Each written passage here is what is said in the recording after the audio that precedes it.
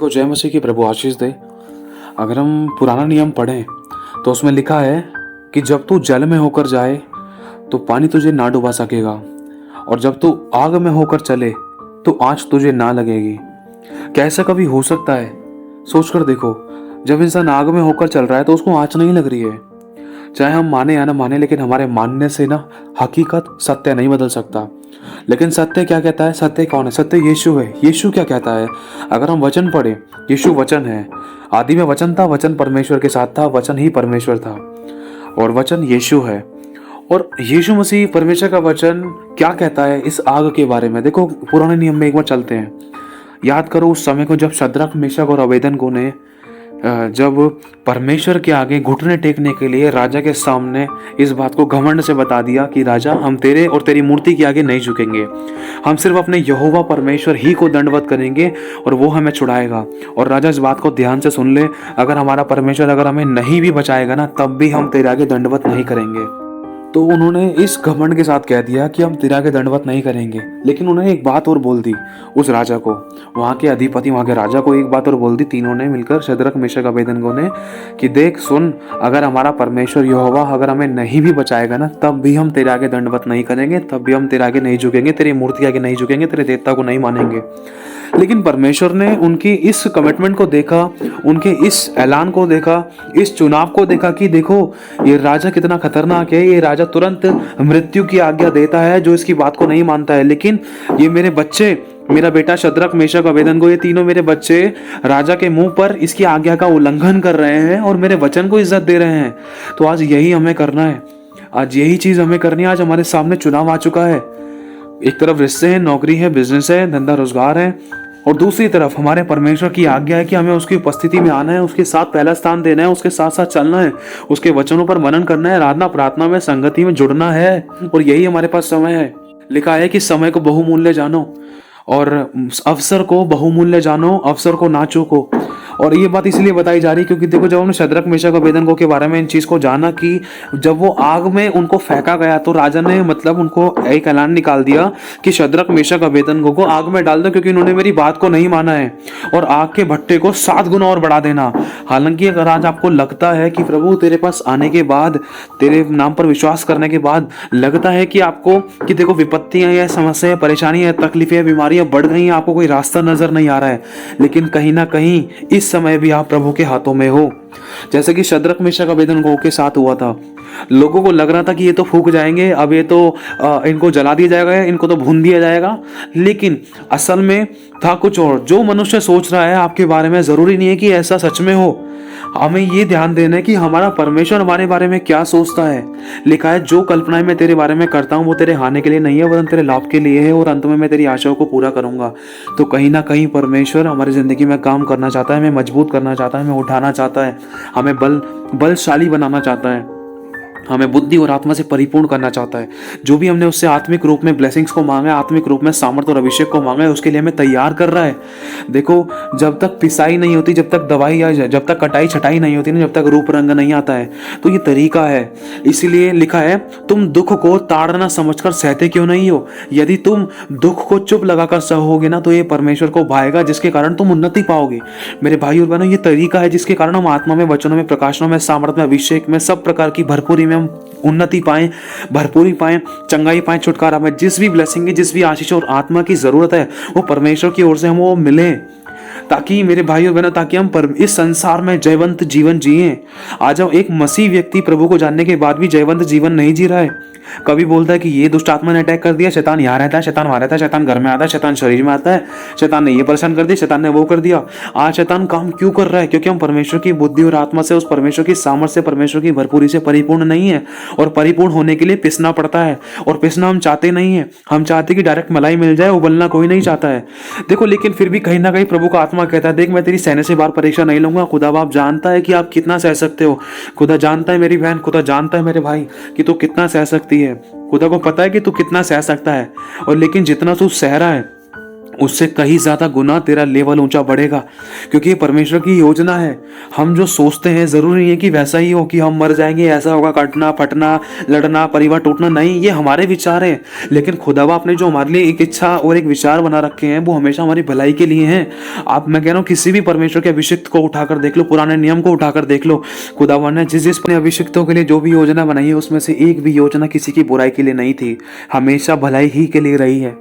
मेरे भाई और बहनों, इसलिए प्रभु आज तुझे मजबूत करना चाहता है। खुदावन ने तेरे आंसुओं को देखा है, तेरे दुखों को देखा है, तेरे तकलीफों को देखा है, तेरे रोने बिलखने और दर दर की ठोकरें खाते हुए तुझे देखा है। तुझे महसूस करता है खुदा, तुझे महसूस करता है मेरी बहन, तुझे महसूस करता है मेरे भाई, तुझे परमेश्वर महसूस करता है। लोग तुझे समझ भी नहीं पाते हैं, लेकिन प्रभु तुझे महसूस करता है कि तेरे साथ क्या हो रहा है। तुझे लगता है कि परमेश्वर काम नहीं कर रहा है, लेकिन प्रभु काम कर रहा है।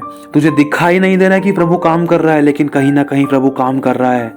तुझे महसूस नहीं हो रहा है कि प्रभु काम कर रहा है, तुझे लग रहा है कि प्रभु ने छोड़ दिया, लेकिन नहीं, उसका वचन झूठा नहीं है। लिखा है, मैं पवित्र परमेश्वर हूँ, धरती और आकाश टल जाएंगे लेकिन मेरा वचन नहीं टलेगा। तेरे और विचार, मेरे विचारों में जमीन आसमान का अंतर है। वो तुझे लग रहा है कि मैंने तुझे छोड़ दिया, लेकिन मैंने तुझे न छोड़ूंगा न कभी त्यागूंगा। प्रभु तो खुद कहता है, बोझ से दबे मांदे लोगों मेरे पास आओ, मैं तुम्हें विश्राम दूंगा। मेरा जुआ उठाओ जो सहज और हल्का है। प्रभु तो खुद कहता है, देख मैं तेरी आंखों के सब आंसू पोंछ डालूंगा। प्रभु तुझसे खुद कहता है कि जब तू पानी में होकर चले तो पानी तुझे ना डुबा सकेगा, जब तू आग में चले तो आग तुझे ना लगेगी। मतलब अगर आपको लग रहा है कि आप आग में होकर चल रहे हो, क्योंकि परमेश्वर ने ये नहीं कहा कि तू आग में नहीं जाएगा तो आंच नहीं लगेगी, नहीं। देखो, आप, परमेश्वर का वचन साफ कह रहा है, अगर तू आग में होकर चले, मतलब आग में चलना है, आग में चलना है, लेकिन हमें विश्वास के साथ चलना है। लेकिन प्रभु कह रहा है तुझे आंच भी नहीं लगेगी। देखो, लग रहा है आपको, चाहे कितनी भी कठिन, कितनी भी कठोर, कितनी भी बेकार, कितनी भी बर्बादी वाली परिस्थितियां हैं जो आग की तरह आपको तपा रही थी, आपको जला रही थी, आप बार बार आपको कुचल रही थी, या बार बार आपको पिघला रही थी, बार बार आपको तोड़ रही थी, मरोड़ रही थी, या निचोड़ रही थी, ये आग की परिस्थितियां, ये पानी की परिस्थितियां। तो मेरे भाई और बहनों, प्रभु साफ कह रहा है, देख तू जल में होकर जाएगा, देख तुझे पानी डुबा नहीं सकेगा, मतलब इसका कि जल में होकर जाएगा। और प्रभु साफ कह रहा है, जब तू आग में होकर चले तो तुझे आंच ना लगेगी, मतलब आग में होकर जाएगा।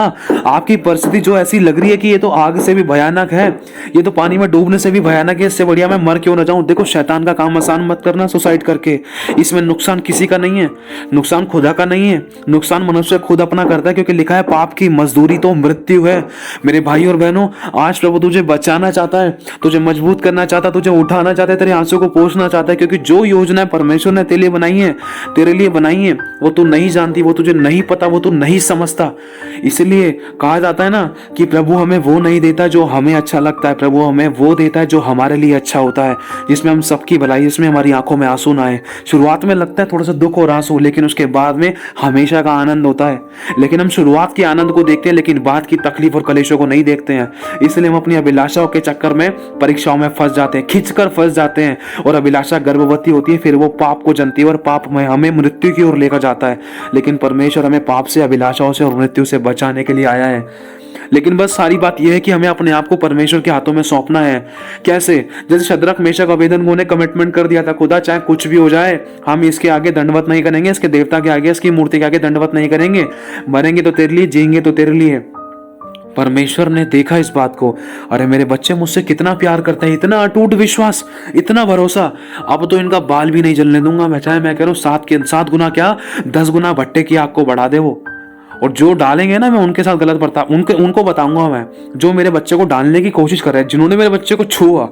क्योंकि देखो ऐसा ही हुआ, जब हम देखते हैं शद्रक मेशक अबेदनगो को डालने के लिए वहां के राजा ने उनको ऐलान कर दिया कि इन तीनों को आग के भट्टे में फेंक दो और आग का भट्टा 7 गुना और बढ़ा दो। तो जिन लोगों ने आग के भट्टे के अंदर शद्रक मेशक अबेदनगो को बांध बूंद कर फेंका था, जैसे ही फेंका वैसे ही आग का बहुत बड़ा भभका फेंकने वाले लोगों के ऊपर आ गिरा और वहीं के वहीं झुलस कर मर गए। मेरे भाई और बहनों, सोचो, जिसने फेंका, क्योंकि खुदा का वचन कहता है कि देख मैं तुझे अपनी आंखों की पुतली की नहीं संभाल कर रखता हूं। क्योंकि ऐसा में हम जानते हैं, परमेश्वर ने ऐसी गवाही हमारी जिंदगी में बनाई है। मेरी वाइफ को एक छोटी सी गवाही देना चाहता हूं। देखो, परमेश्वर के बड़े बड़े अभिषिक्तों को जिस किसी ने छुआ है, या गलत बर्ताव किया है या उनके साथ कुछ ऐसा बर्ताव किया है जो सहन योग्य नहीं है या जो बहुत बुरा है या तो जो दुखद भरा है या जो चाहे बोलो कि मान लो कि छोटा सा शब्द ही बोल दिया, लेकिन इतनी सी बात को लेकर है ना बहुत से लोगों ने खुदा के लोगों पर उंगली उठाकर उनको सताकर अपने प्राणों को गंवाया है। ऐसी गवाहियां आज हमारे पास हैं। इसीलिए खुदावन का वचन कहता है कि मेरे अभिषिक्तों को मत छूना, ना उनकी हानि करना, क्योंकि उनका छुड़ाने वाला सामर्थ्य है। मेरे भाई और बहनों, देखो परमेश्वर हमारा इतना सामर्थ्य है कि वो हमारा पलटा खुद लेता है, हमारा युद्ध लड़ता है। वो जब भी तो कहता है कि देख तेरा युद्ध मैं लड़ूंगा, जिस युद्ध में तू है उसमें तुझे लड़ना ना पड़ेगा, वरन तेरा युद्ध लड़ने वाला स्वयं तेरा परमेश्वर यहोवा है। तो मेरे भाई और बहनों, हुआ क्या, शद्रक मेशक अबेदनगो ने जैसी परमेश्वर के बारे में बोला कि भाई हम तो सिर्फ अपने परमेश्वर ही को दंडवत करेंगे, चाहे वो बचाए या ना बचाए। राजा तुझे दंडवत नहीं करेंगे। जैसे ही राजा ने आज्ञा निकाली कि उनको आग के भट्टे में डाले, जैसे आग के भट्टे में डालने के लिए कुछ लोग आ गया है, उनको उठाकर फेंका, वैसे ही आग के भट्टे में से बहुत जोर से आग की लहर निकली और बहुत जोर से झुलस और तपन निकली, जिसके द्वारा शद्रक मेशक अबेदनगो नहीं वरन उनको फेंकने वाले उसी समय झुलसकर आग से भुनकर मर गए, ऑन द स्पॉट दैट। समझना इस बात को, ये सच्चाई है, ये कोई झूठ नहीं है। आप चाहो तो पढ़ सकते हो मेरे भाई और बहनों। और जब शद्रक मेशक अबेदनगो को आग के भट्टे में डाला गया तो हुआ क्या, परमेश्वर ने इस वचन को पूरा किया, जब तू आग में होकर जाए तो आज तुझे ना लगेगी। क्यों? ये बात इसीलिए बोली है क्योंकि परमेश्वर उनका रक्षक है और इस बात को परमेश्वर ने प्रकट किया। चाहे आपको लग रहा है कि आपने प्रार्थना करी है, देखो शद्रक मेशक अबेदनगो ने प्रार्थना करी तो आग के भट्टे को और 7 गुना बढ़ा दिया गया। आपको लग रहा है कि आप प्रार्थना कर रहे हो, उपवास कर रहे हो, चर्च भी जा रहे हो, दान 10वें हिस्से दे रहे हो, आपको लग रहा है, लेकिन वो कहीं ना कहीं जब आप परमेश्वर की गुप्त हुजूरी में बने हुए हो, नम्र और दीन हो, चुप लगाकर दुख को सह रहे हो, अपनी जुबान पर नियंत्रण कर रहे हो, सही होने के बाद भी आप नम्र और दीन बने हुए हो, तो कहीं ना कहीं खुदा बाप आपके न्याय को लड़ेगा। वो देख रहा है, वो आपको मजबूत कर रहा है और शैतान को हारना ही पड़ेगा।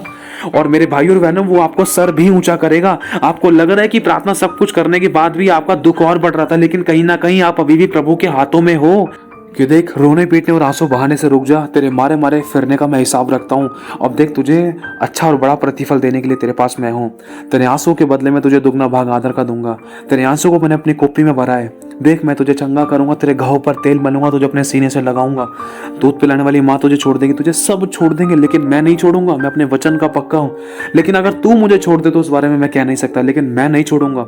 अगर तू खुद चुनाव करके अपनी परीक्षा में स्थिर ना रहे, अगर तू खुद चुनाव करके चुप्पी लगाकर दुख ना सहे, अगर तू खुद चुप रहकर मेरे हाथों में अपने आप को ना सौंपे, तो इसमें मेरी गलती नहीं है। प्रभु आज साफ कहता है, देख तेरे सामने जीवन और मृत्यु की बातें रख दी हैं, लेकिन मैं तेरे से एक ही बात कहता हूं कि तू जीवन ही को चुन। ये प्रभु साफ कहता है। देखो, हम इसमें ये नहीं कह सकते कि मसीह में आने के बाद इंसान की जिंदगी में दुख नहीं आएगा, कलेश नहीं आएगा, तकलीफें नहीं आएंगी।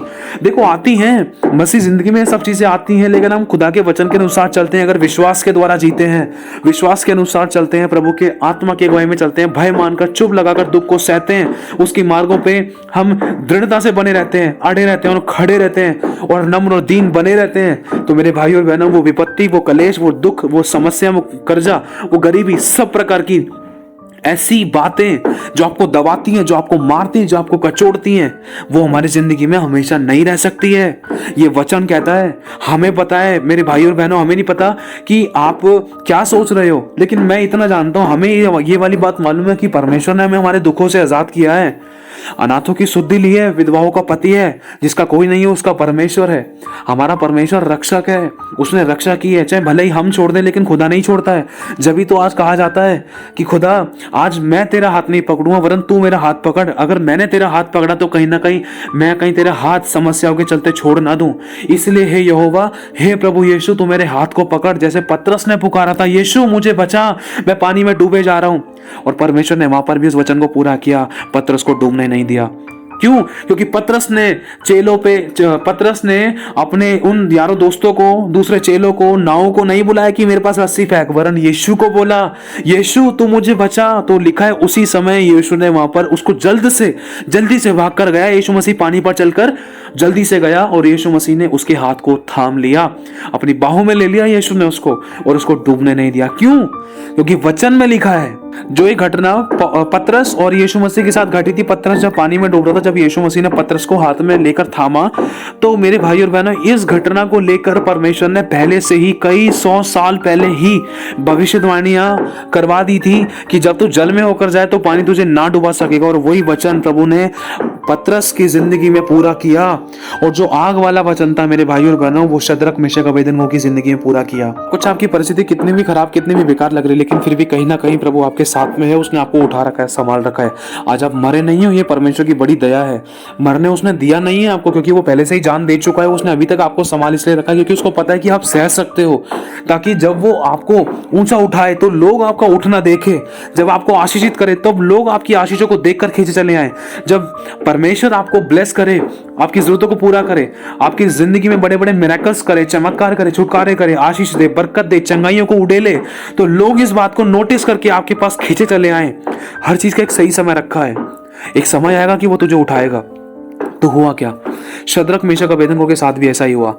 लोग मजाक उड़ा रहे, लोग हंस रहे। राजा ने भी निरादर किया खुदा का और खुदा के उन लोगों का, तीनों का।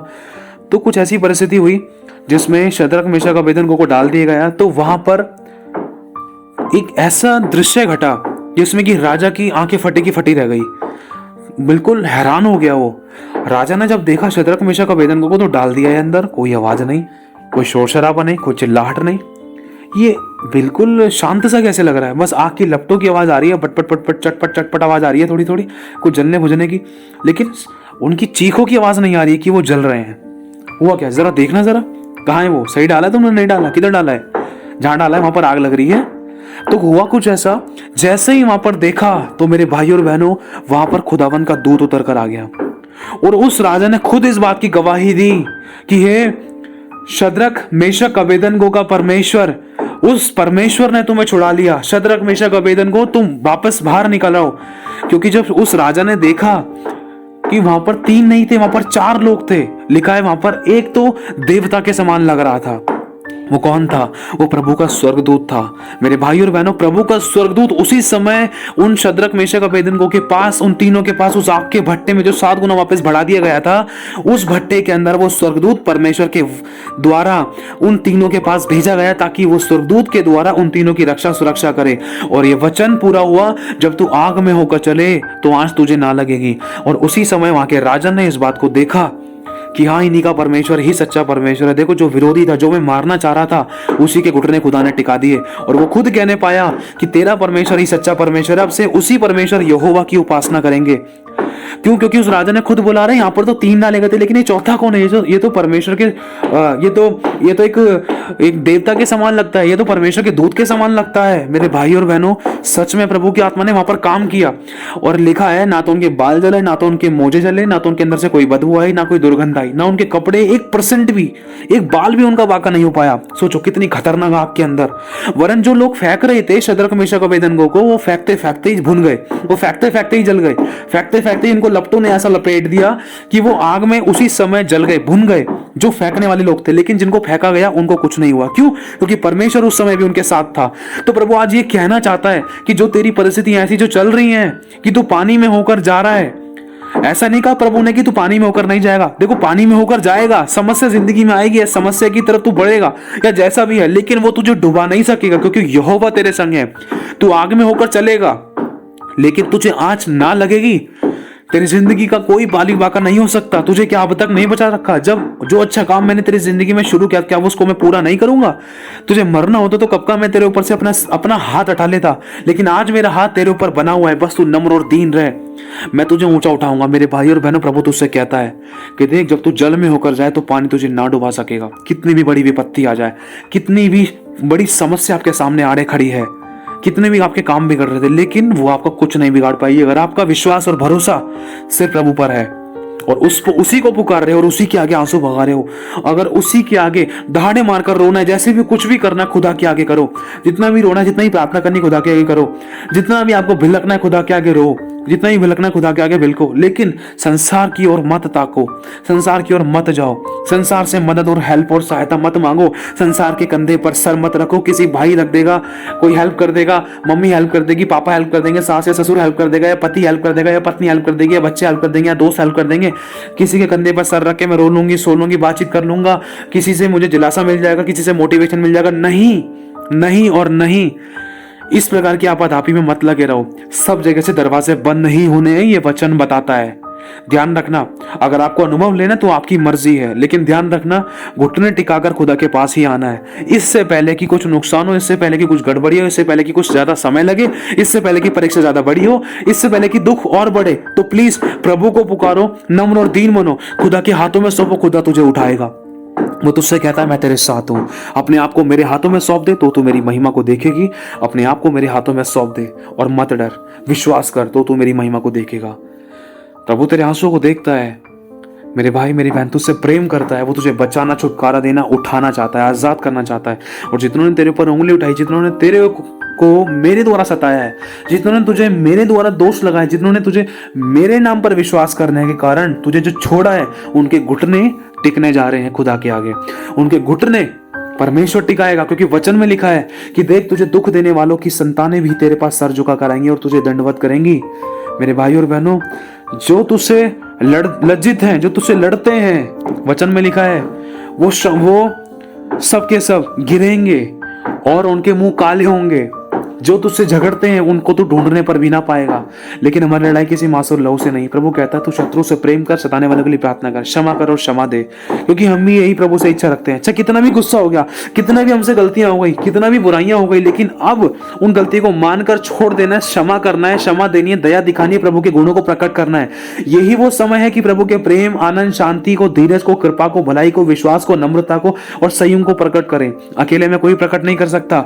जब समस्या, विपत्तियां, जब परेशानियां आती ना, तभी परमेश्वर के गुणों को हमें प्रकट करना होता है। और ये वही समय चल रहा है तेरी जिंदगी के अंदर। बस अपने आप को प्रभु के हाथों में सौंप दे तो तू परमेश्वर की महिमा को देखेगी। आमीन।